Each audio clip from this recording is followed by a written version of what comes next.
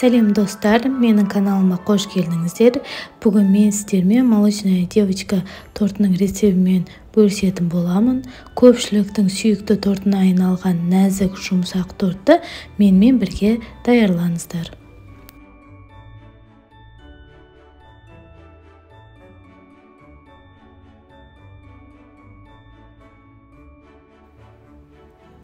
Ең алдымен 3 жұмыртқаны миксерлеп аламыз.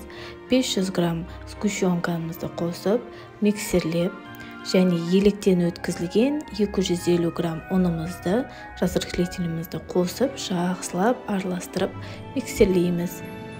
Және бізде қатты қою емес, қатты сұйық емес, осындай масса дайын болу керек. Содан соң пергамент қағазға осындай дөңгелек сызып аласыздар, тарелкамен немесе кольцомен сызсаңыздар болады.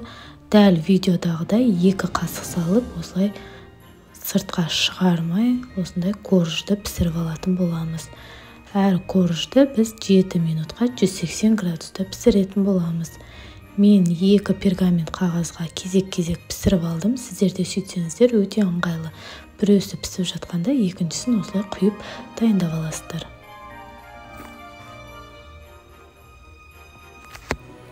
Ал енді кремімізді дайындайтын боламыз. Ол үшін бізге 250 мл сливки және 400 грамм осындай творожный сыр алдым.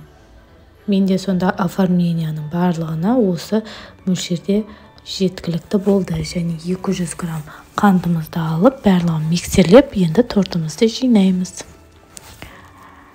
Коржымыз дайын болғаннан кейін әр коржыға өстіп кремімізді жағып, тортты жинаймыз. Менде барлығы 10 корж шықты. Осылай дайындағаннан кейін шет-шеттерін барлығына кремімізді жағып тегістейміз.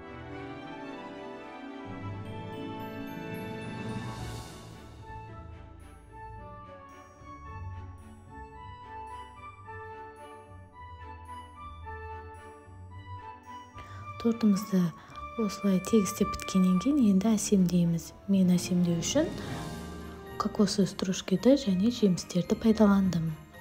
Сіздер қалауларыңызша әсемдесеңіздер болады.